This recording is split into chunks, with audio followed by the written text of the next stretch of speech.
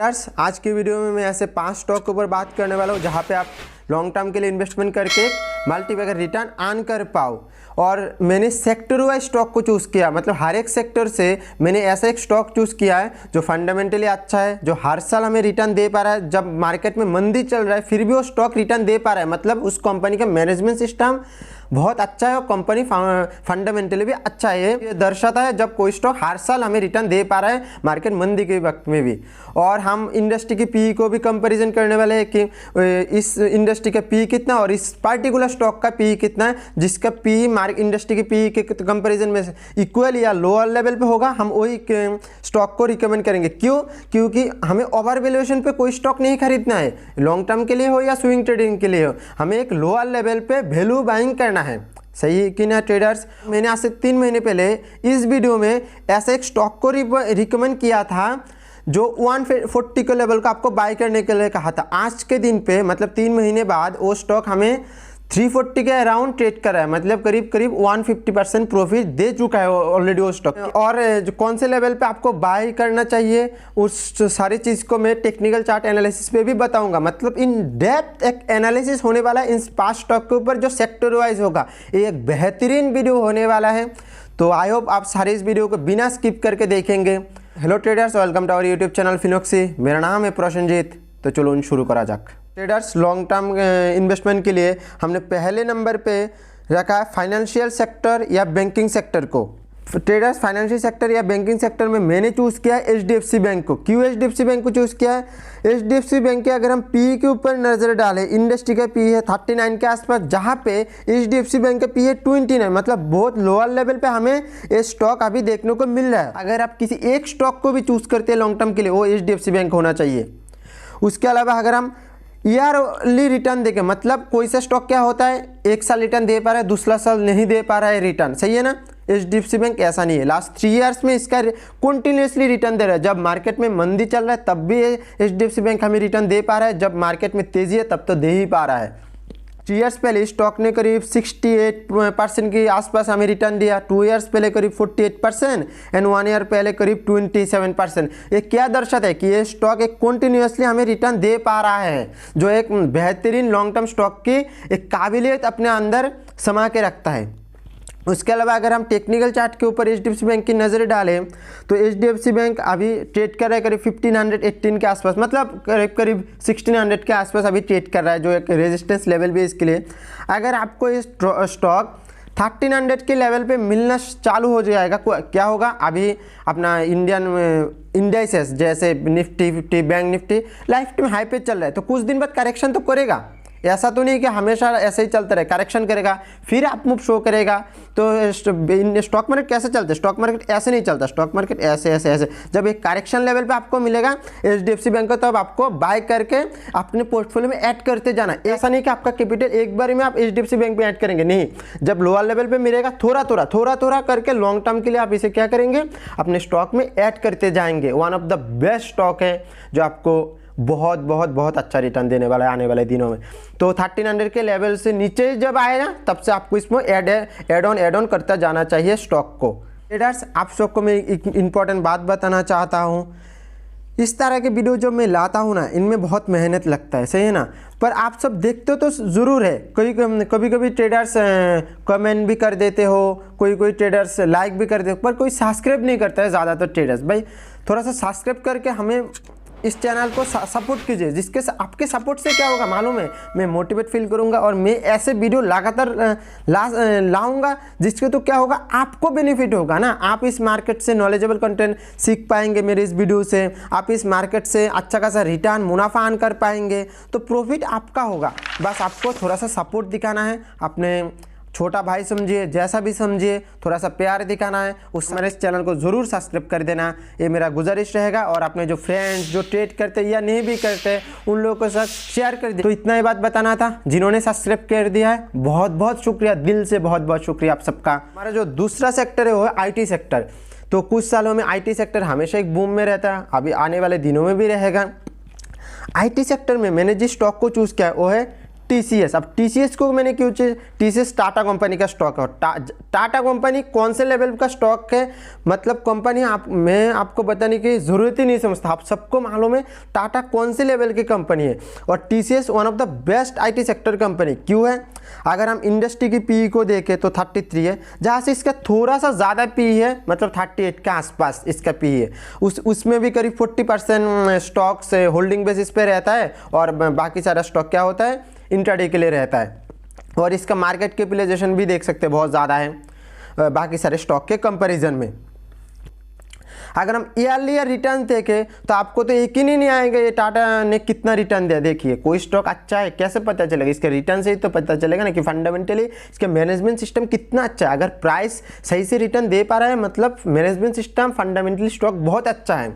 तो 3 ईयर्स ने रिटर्न दिया करीब 115% के आसपास, जो बहुत बेहतरीन रिटर्न हम मैं मान सकता हूँ। और 2 ईयर्स में रिटर्न दिया करीब 55% और 1 ईयर में करीब 46। इसमें भी क्या देख पा रहे हो कि लगातार हमें एक रिटर्न देखने को मिल रहा है स्टॉक में, इवन 1 मंथ 1 वीक, और क्या चाहिए।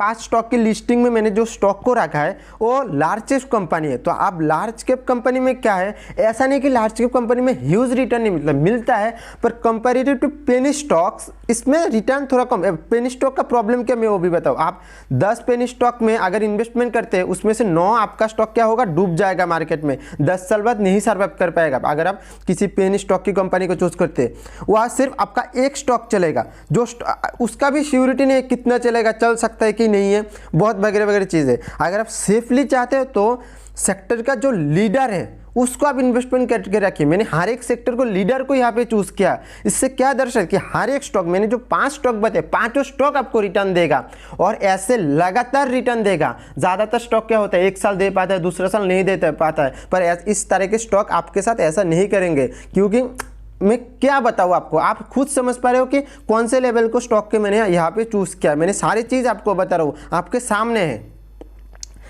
अगर हम TCS की भी टेक्निकल चार्ट की एनालिसिस करें, जहाँ पे मैंने 1 वीक की कैंडल चार्ट को लगा लिया अपने चार्ट पे, इसको भी अगर आपको अभी करीब अभी सच बताऊँ तो TCS थोड़ा सा अपर लेवल पे है, मतलब हाँ अभी बाय करना सही नहीं होगा। जब करेक्शन करके 2500 के आसपास आएगा इस लेवल पे आसानी से आपको मिलेगा, या उससे भी नीचे अगर आप चाहते हैं तो इस लेवल पे तो बाय करना बहुत ही बढ़िया होगा। 2000 के लेवल पे तो 2000 लेवल थोड़ा मुश्किल है, पर हाँ देखने को मिल सकता है। तो जब भी ये स्टॉक करेक्ट करने लगेगा आपको थोड़ा थोड़ा करके इसको बाय करते जाना है और अपने पोर्टफोलियो को स्ट्रॉन्ग करते जाना है। ऐसा नहीं कि आपको 2500 के लेवल आ गया और आपने सारे कैपिटल लाके एक बार में बाय कर ले, ऐसा नहीं है। थोड़ा करके अब जब मार्केट करेक्ट करेगा तब आपको इस तरह के स्टॉक को अपने पोर्टफोलियो में ऐड करते जाना है। आई होप आप समझ पा रहे हो मैं कौन सी चीज़ों के ऊपर फोकस कर रहा हूँ। और मेरा जो तीसरा स्टॉक रिकमेंडेशन है, तीसरा सेक्टर है हेल्थ केयर सेक्टर। क्या हुआ लॉकडाउन के बाद में से, मतलब जब कोरोना आया था तो पेंडेमिक के वक्त में हम सबको याद है कि हेल्थ वन ऑफ द क्या मोस्ट प्रीसियस चीज़ है इस वर्ल्ड में। जब अगर आप हेल्दी नहीं रहेंगे, आपके पास पैसा होने से या कुछ होने से कुछ फ़र्क नहीं पड़ता। जब आप हेल्दी रहेंगे तब आप खुश रह पाएंगे, अपनी ज़िंदगी को अब सही से इंजॉय कर सकते हैं। पर हेल्थ इज़ ऑयल, इसमें से चूज़ किया सन फार्मा को। सच बताऊँ तो कोरोना के बाद में क्या हुआ, सारे जो हेल्थ केयर के स्टॉक से सारे स्टॉक अपने लाइफ टाइम हाई पे पहुंच गए। सारे स्टॉक, कोई ऐसा स्टॉक नहीं कि लाइफ टाइम हाई पे है ही नहीं हेल्थ केयर के। जो सारे स्टॉक, डॉक्टर रेड्डी ले लो, सन फार्मा है, या जो भी लुपिन से करके जो भी स्टॉक है, सारे स्टॉक लाइफ टाइम हाई पे है। फिर भी मैंने उसमें से सन फार्मा को चूज़ किया। क्यों चूज़ किया? सन फार्मा एक लार्ज कंपनी है जिसका रिटर्न भी जो भी हर साल डिविडेंड भी देता है और एक अच्छा खासा डिविडेंड देता है सन फार्मा। और उसके अलावा अगर हम इंडस्ट्री की PE की बात करें जो 40 है और इसका PE करीब 50 के आसपास है। मेरे ख्याल अगर आप कंपेयर करें बाकी सारे हेल्थ केयर के स्टॉक में से तो ये एक सही हद तक सही लेवल पे है, ऐसा नहीं कि ओवर वैल्यूएशन पे है। अभी आपको तो बाई नहीं करना, मैं बाइंग लेवल भी आपको बताऊंगा। और इसमें से भी क्या होता है तो चलिए हर साल रिटर्न की अगर हम बात करें, जो इस स्टॉक ने करीब 3 ईयर्स पहले करीब 6% रिटर्न दिया। आप देखिए 3 ईयर्स पहले क्या, जब कोरोना के पहले हम में से ज़्यादातर लोगों को क्या है, अपनी हेल्थ की इतना फिक्र नहीं था। जब कोरोना आया, जब पेंडेमिक के वक्त हमें याद है कि नहीं, हेल्थ इज वेल्थ, हमें अपना ऊपर भी ध्यान रखना चाहिए। तब जाके एज ए ट्रेडर हम लोगों को दिमाग में आया कि ना आप जाके कुछ इस सेक्टर में करना, मतलब हेल्थ के ऊपर आप नज़र डालना चाहिए। जिसका इफेक्ट से क्या हुआ, हेल्थ सेक्टर में एक तेज़ी देखने को मिला, जो अपने लाइफ टाइम हाई पे, जहाँ पे देख सकते हैं इसने करीब लास्ट 3 महीने में 23% रिटर्न दे दिया। अब समझ पा रहे हो। और जो 3 ईयर्स में सिर्फ 7% रिटर्न दे रहा है। 2 ईयर्स में इसने करीब 43% एंड 1 ईयर्स में करीब 51% के रिटर्न दिया है। और जो आने वाले दिनों में बेहतरीन रिटर्न देगा हेल्थ केयर के सेक्टर की। सन फार्मा की स्टॉक के ऊपर भी नज़र डाले, जो जहाँ पे मैंने 1 मंथ का करीब चार्ट लगा लिया है। 1 मंथ में चार्ट में देख सकते हैं करीब 2015 के आसपास इसने करीब 1000 के ऊपर एक अपना हाई लगाया था, जो 2015 की बात है। अगर हम 2021 की बात करें, जो स्टॉक अभी 627 के आसपास है, जो मेरे ख्याल से ज़्यादा तो नहीं है, पर हाँ इस लेवल पे, इससे भी अगर हमें कम पे मिल रहा है तो हम इस लेवल पे क्यों बाई करें, सही है ना। इस लेवल पे कोई ख़राब नहीं है, 600 का लेवल भी, फिर भी अगर हमको लोअर लेवल पे मिलता है तो हम क्यों बाई करें ओवर वैल्यूएशन पे। अगर सन फार्मा 500 के लेवल के आसपास हमें देखने को मिलता है तो हमें ज़रूर इसमें बाय करना चाहिए और अपना स्टेक को इस स्टॉक में इंक्रीज करना चाहिए। मेरे ख्याल से वाले दिनों में हेल्थ केयर के सेक्टर के स्टॉक में और तेज़ी हमको ज़रूर देखने को मिलेगा। नंबर 4 पे हमने लिया है ऑटो सेक्टर को। अब ऑटो सेक्टर को में जो स्टॉक को मैंने चूज़ किया है वो है टाटा मोटर्स। टाटा मोटर्स मैंने फिर से टाटा कंपनी का ही एक स्टॉक को चूज़ किया। क्यों टाटा को चूज़ किया, आपने देखा कि टाटा मोटर्स ने 3 ईयर्स में कितना रिटर्न दिया था। टीसीएस ने 3 ईयर्स में करीब रिटर्न दिया था 115% के आसपास, तो बेहतरीन रिटर्न होता है एक, और इसलिए मैंने टाटा को चूज़ किया। और टाटा का जो ब्रांडिंग लेवल और जो मैनेजमेंट है, इसका तो कोई कंपैरिजन नहीं होता है। तो मैंने इस स्टॉक के बारे में आपको बताया था कि टाटा को मैंने आज से 3 महीने पहले इस लेवल पे बाय करने के लिए कहा था, करीब यहाँ पे। एक कौन सा पैटर्न हो रहा है, हो पा रहा है यहाँ पे आप देख पा रहे हो, एक कौन सा पैटर्न मैं बता रहा हूँ। इस पर ये पैटर्न है, जब ऐसे छोटा छोटा होता है, उसके बाद एक मूव देखने को मिलता है, बहुत ज़्यादा मूव, या तो अप मूव या डाउन मूव। तो उसमें मैंने अप मूव का एक सिनेरियो देखा था, तो मैंने इसको बाय करने का कहा था 140 के लेवल के आसपास। उसके बाद में से आप देख सकते हैं इस स्टॉक ने कोई पीछे मुड़ के नहीं देखा, उस लेवल से जो एक तेज़ी देखने को मिला, करीब 330 के ऊपर 340 के इवेंट टच करके आया था यह स्टॉक। तो एक बहुत 150% के ऊपर ये रिटर्न दिया है लास्ट 3 महीने में। आपको और क्या चाहिए एज ए ट्रेडर्स, और क्या चाहिए बताइए। तो चलिए इसका भी एक लेवल देख लेते हैं कि कहाँ पे आपको बाय करना चाहिए। अभी तो 300 के ऊपर ट्रेड कर रहा है, तो आने वाले दिन पे अगर आपको ये 200 के लेवल पे ज़रूर देखने को मिलेगा। ये एक बेहतरीन बाइंग लेवल है। जिसने भी उस वीडियो को देख के बाय किया था, भाई तुम तो मज़ा लूटो ज़िंदगी का। तो इस आपको भी, और जिसने भी अभी तक बाय नहीं किया है, आपको मिलेगा 200 के लेवल पे। जब मिलेगा तो थोड़ा थोड़ा करके ऐड ऑन करते जाना है इन सारे स्टॉक के ऊपर। मैंने हर एक स्टॉक की क्या कर रहा हूँ, एक आपको बता रहा हूँ कि कौन से लेवल पे आपको स्टॉक बाय करना चाहिए। फंडामेंटली सारे स्टॉक अच्छा है, पर क्या है जब मार्केट थोड़ा करेक्ट करेगा तब बाय करना है। ऐसा नहीं कि मैंने आज वीडियो बनाया, आपने अभी देखा और आपको अभी बाय करना है, ऐसा तो कुछ सिनेरियो नहीं है ना। इंडियन स्टॉक मार्केट अपना लाइफ टाइम हाई पे है, तो करेक्ट तो जरूर करेगा, जब करेक्ट करेगा तब आप बाय कर लेना। तो चलिए इसका भी अगर 3 ईयर्स में रिटर्न देखे तो 3 ईयर्स पहले इसमें कोई ज़्यादा मतलब माइनस पे रिटर्न दिया था इस सेक्टर ने, तो कभी कभी हो जाता है, तो इसमें कोई घबराने की बात नहीं है। जो 2 ईयर्स में अगर हम रिटर्न देखें 100% के ऊपर 106%, 1 ईयर में 97% के ऊपर रिटर्न दिया है, 6 मंथ में 167 के आसपास रिटर्न, 3 मंथ में 124% के रिटर्न, 1 मंथ 28% के रिटर्न। ये रिटर्न, ये टाटा स्टॉक रिटर्न ही दे रहा है, और जो हाई रिटर्न दे रहा है भाई टाटा, मतलब फार फूड दे रहा है इस इंडस्ट्री को। मैं बता रहा हूँ टाटा जिसमें भी घुसता है उसमें कुछ नहीं रखता है, टाटा है। समझ पा रहे हो टाटा स्टॉक मुझे कितना अच्छा लगता है।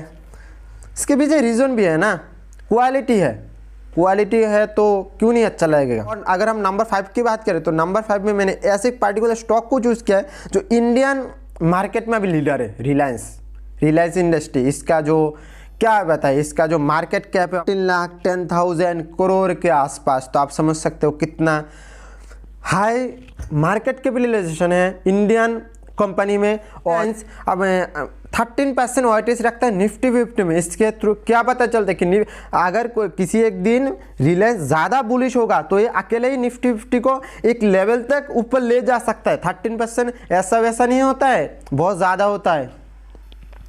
अगर हम इसका भी पी की बात करें, जो मार्केट से पी से, इंडस्ट्री की पी से ज़्यादा पी, क्यों नहीं होगा इंडस्ट्री की पी से? कि इसका टक्कर, इसको कंपैरिजन के लेवल पे कोई स्टॉक है, कोई इसे कंपेयर कर पा रहा है? तो नहीं कर पा रहा है ना। एज एन एग्जांपल आईटीसी कौन सा कंपनी है? आईटीसी है एक टोबैको कंपनी। अब आईटीसी के पी को हमेशा इंडस्ट्री के पी को से ज़्यादा मिले, क्यों देखने को मिलेगा?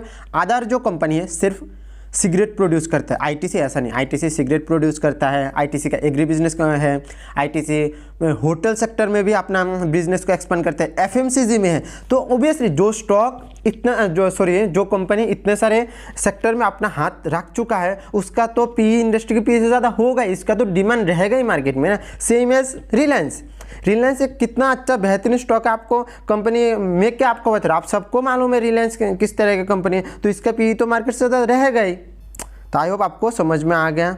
और अगर हम रिटर्न की बात करें, वो 3 इयर्स पहले इसने करीब रिटर्न दिया है 120% के आसपास, 2 इयर्स में रिटर्न करीब 64 और 1 ईयर में करीब 37% रिटर्न। और 2020 के पहले मतलब जब स्टार्टिंग हो रहा था इसका करीब कहाँ पे चल रहा था? करीब चल रहा था 1000 के आसपास। जब कोरोना का वक्त खत्म, इसने 1000 से जो जंप लगाया 2300 के आसपास, क्या ये बताइए? कुछ क्या मतलब 1 साल के अंदर में करीब इसने 100% का रिटर्न दिया इन्वेस्टर को। तो अगर हम लॉन्ग टर्म के लिए इन्वेस्टमेंट करना चाहते हैं 1500 के लेवल, मतलब इस लेवल एक बेहतरीन लेवल है, पर अभी 1500 का लेवल देखना थोड़ा मुश्किल है। कभी कभी आता है, कुछ दिन पहले तो ही 60 देखिए इस लेवल पे, मतलब 1600 1700 तो कुछ दिन में बाद ही टच करता है। जब इसके नीचे जब आपको मिलेगा, आपको इसको एड ऑन करते जाना है। ट्रेडर्स, आई होप आपको स्टॉक की टारगेट्स, लेवल्स, फंडामेंटल स्टॉक कैसा है, रिटर्न कैसे देता है, वगैरह वगैरह सारे चीज़ों के ऊपर आपका कॉन्सेप्ट अभी क्लियर हो चुका है। और आप आने वाले दिनों में इन स्टॉक में इन्वेस्टमेंट करके एक लॉन्ग टर्म में एक मल्टीपल रिटर्न अर्न कर पाएंगे आप। तो अगर आपको हमारा कंटेंट अच्छा लगता है तो इस चैनल को सब्सक्राइब कर कुछ बेल आइकन को प्रेस कर देना, जिसके थ्रू आपको लगातार अपडेट मिलता रहेगा। और इस 21st सेंचुरी में आप अपने आप को खुद सबसे पहले अप टू डेट रख सकते हो। तो मिलते हैं अगली किसी वीडियो में, तब तक के लिए stay tuned with us on our YouTube channel Finox से।